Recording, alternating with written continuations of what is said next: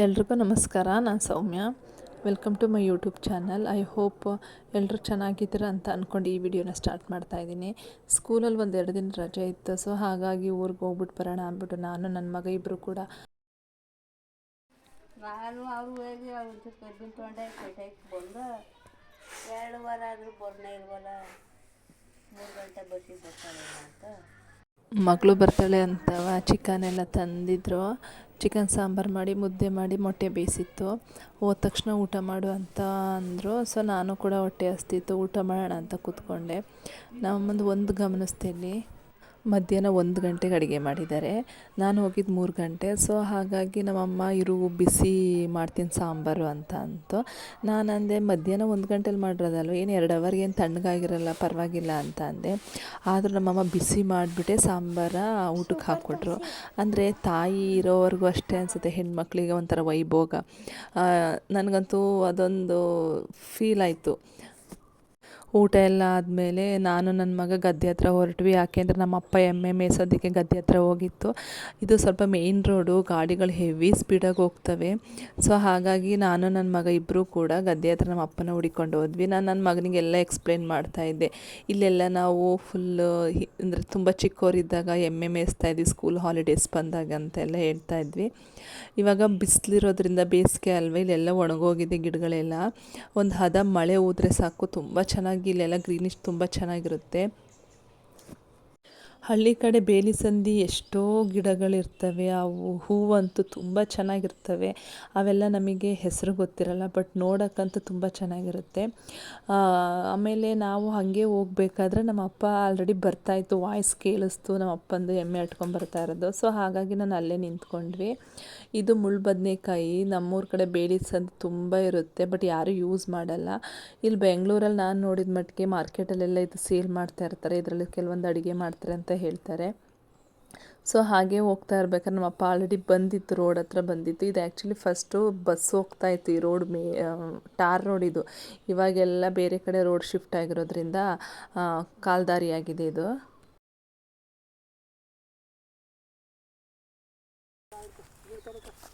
ಬಿಡಂಗಾರ ಬೇಡ ಆಯ್ತದೆ ಅಂದರೆ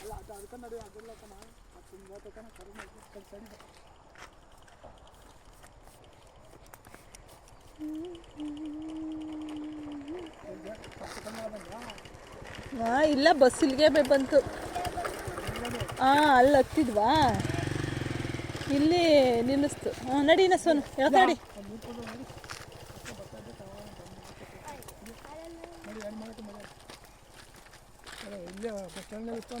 ಬಸ್ ಸ್ಟ್ಯಾಂಡ್ ಹತ್ರ ನಿಲ್ಲಿಸ್ತಾ. ಹಾಂ,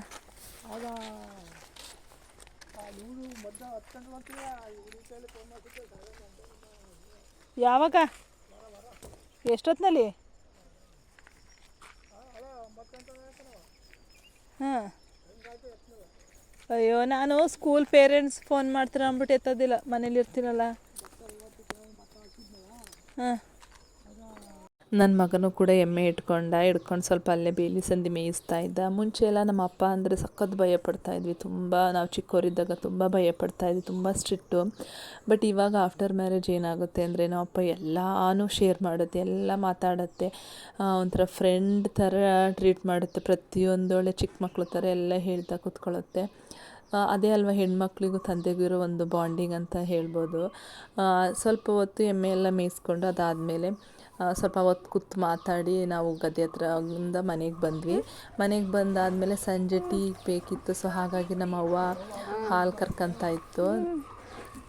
ಸೊ ತುಂಬ ದಿನ ಆಗಿತ್ತು ಗಟ್ಟಿ ಹಾಲಿನಲ್ಲಿ ಟೀ ಕುಡಿದು. ಬಿಕಾಸ್ ನಾವು ಬೆಂಗಳೂರಿರಲ್ಲಿ ಪಾಕೆಟ್ ಹಾಲು ಕುಡಿಯೋದ್ರಿಂದ ನಮ್ಗೆ ಅಷ್ಟು ಗಟ್ಟಿ ಹಾಲು ಸಿಗಲ್ಲ.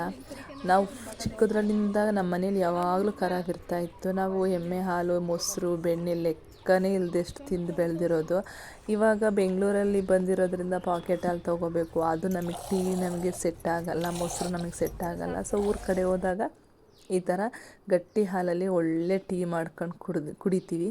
ನಾನು ಕೂಡ ಸಂಜೆ ಟೀ ಮಾಡಿ ಕುಡ್ದಾದ್ಮೇಲೆ ಇದು ಬೆಳಗ್ಗೆ ಎದ್ದ ತಕ್ಷಣ ನಮ್ಮವ್ವ ಮಾಡೋ ಫಸ್ಟ್ ಕೆಲಸ ಬಾಗಿಲಿನ ಕ್ಲೀನ್ ಮಾಡಿ ನೀರು ಹಾಕಿಬಿಟ್ಟು ರಂಗೋಲಿ ಬಿಡೋದು. ರಂಗೋಲಿ ಅಂತೂ ಎಷ್ಟು ದೊಡ್ಡ ರಂಗೋಲಿ ಬಿಡುತ್ತೆ ಅಂದರೆ ತುಂಬ ಚೆನ್ನಾಗಿ ಬಿಡುತ್ತೆ ರಂಗೋಲಿ ಎಲ್ಲನೂ. ಅದಾದಮೇಲೆ ಮತ್ತೆ ರಂಗೋಲಿ ಎಲ್ಲ ಬಿಟ್ಟಾದ್ಮೇಲೆ ಮತ್ತೆ ಕರ ಬಿಟ್ಕೊತು. ಏಕೆಂದರೆ ಬೆಳಗ್ಗೆ ಟೈಮು ಸಹ ಹಾಲು ಕೊಡೋದ್ರಿಂದ ಎಮ್ಮೆ. ನಾನು ಅದೇ ಹಾಲು ತೊಗೊಂಡೋಗಿ ನನ್ನ ಮಗನಿಗೆ ಹಾಲು ಕಾಸ್ಕೊಟ್ಟು ಮತ್ತು ನಾವು ಟೀ ಮಾಡ್ಕೊಂಡು ಕುಡಿದ್ವಿ. ಹಾಂ ಆಗ್ತಾ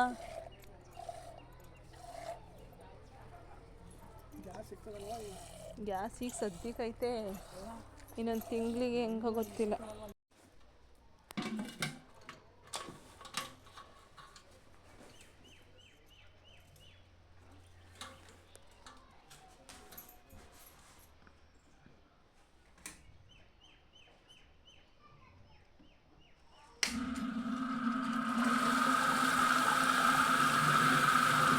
ಇದು ಮಜ್ಜಿಗೆ ಕಡಿತಾ ಇರೋದು. ಸೊ ಮಜ್ಜಿಗೆ ಕಡ್ದಾದ್ಮೇಲೆ ಬೆಣ್ಣೆ ಬಂದಿದೆ.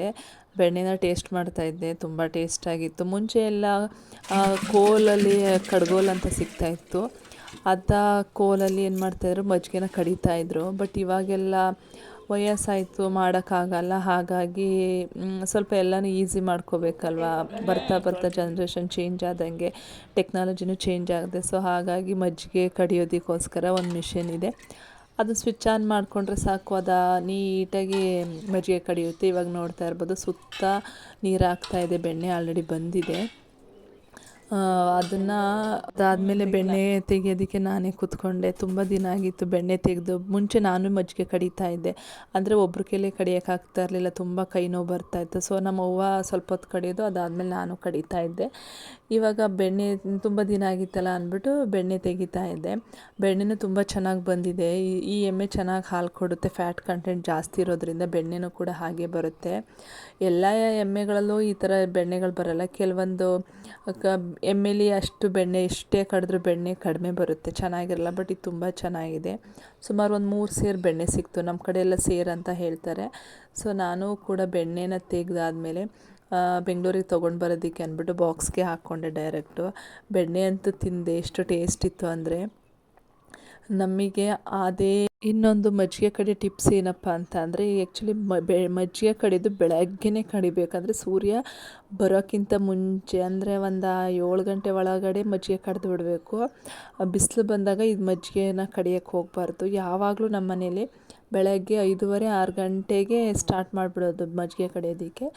ಒಂದು 8 ಗಂಟೆ ಒಳಗಡೆ ಬೆಣ್ಣೆ ಎಲ್ಲ ತೆಗೆದಾಕ್ತಾಯಿತ್ತು. ಯಾವಾಗಲೂ ಅಷ್ಟೇ ಬೆಳಗ್ಗೆ ಟೈಮೇ ಕಡಿಬೇಕು. ಅದೊಂದೇನೋ ಪದ್ಧತಿ ಇದೆ, ಸೂರ್ಯ ಬಂದ ಮೇಲೆ ಮಜ್ಜಿಗೆ ಕಡಿಬಾರ್ದು ಅಂತ.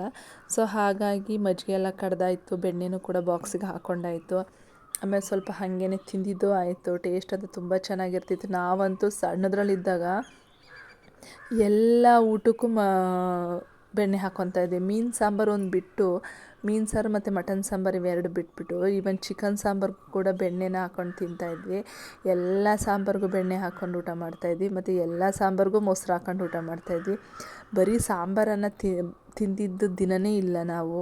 ಯಾಕೆಂದರೆ ಮನೇಲಿ ಯಾವಾಗಲೂ ಕರಾವು ಇರ್ತಾಯಿತ್ತು. ಸೊ ಹಾಗಾಗಿ ನಮಗೆ ಬೆಣ್ಣೆ, ಮೊಸರು ಮತ್ತು ಮಡ್ಕೆಲಿ ಹಾಲು ಕಾಯಿಸೋದು. ಯಾವಾಗ್ಲೂ ಬೆರಣಿ ಹಾಕ್ಬಿಟ್ಟು ಮಡ್ಕೆಲಿ ಹಾಲು ಕಾಯಿಸೋದು. ನಾವು ಸ್ಕೂಲಿಂದ ಬಂದ ತಕ್ಷಣ ಹಾಲು ಬೆಳಗ್ಗೆ ಕಾಯಿಸಿದ್ರೆ ಸಂಜೆವರೆಗೂ ಕೂಡ ಹಾಗೇ ಇರ್ತಾಯಿತ್ತು ಬಿಸಿ.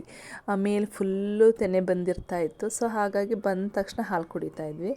ಅದಾದಮೇಲೆ ಬೆಳಗ್ಗೆ ಮಜ್ಜಿಗೆ ಎಲ್ಲ ಕಡ್ದಾದ್ಮೇಲೆ ಸ್ನಾನ ಮಾಡೋದಕ್ಕೆ ಅಂಡೆ ಒಲೆ ಸ್ನಾನಕ್ಕೆ ನಮ್ಮ ಅಪ್ಪ ಆಗಲೇ ನೀರು ಬಿಸಿ ಮಾಡೋಕ್ಕೆ ಬೆಂಕಿ ಹಾಕಿತ್ತು. ನೀರು ನೋಡ್ತಾ ಇದ್ದೀನಿ, ಅಂಡೆ ಒಲೆ ಸ್ನಾನ. ನಾವು ಬೆಂಗಳೂರಿಗೆ ಬಂದುಬಿಟ್ಟು ಹೀಟ್ರು ಸೋಲಾರ್ ಅಂದ್ಕೊಂಡು ಕೂದಲೆಲ್ಲ ಉದುರೋಗಿದೆ. ಬಟ್ ಅಂಡೆ ಒಲೆ ಸ್ನಾನ ತುಂಬ ದಿನ ಆಗಿತ್ತು ಮಾಡಿ. ಸೊ ಅಂಡೆ ಒಲೆ ಸ್ನಾನ ಮಾಡಿಕೊಂಡು ವಾಪಸ್ ರಿಟರ್ನ್ ಬೆಂಗಳೂರಿಗೆ ಬಂದ್ವಿ.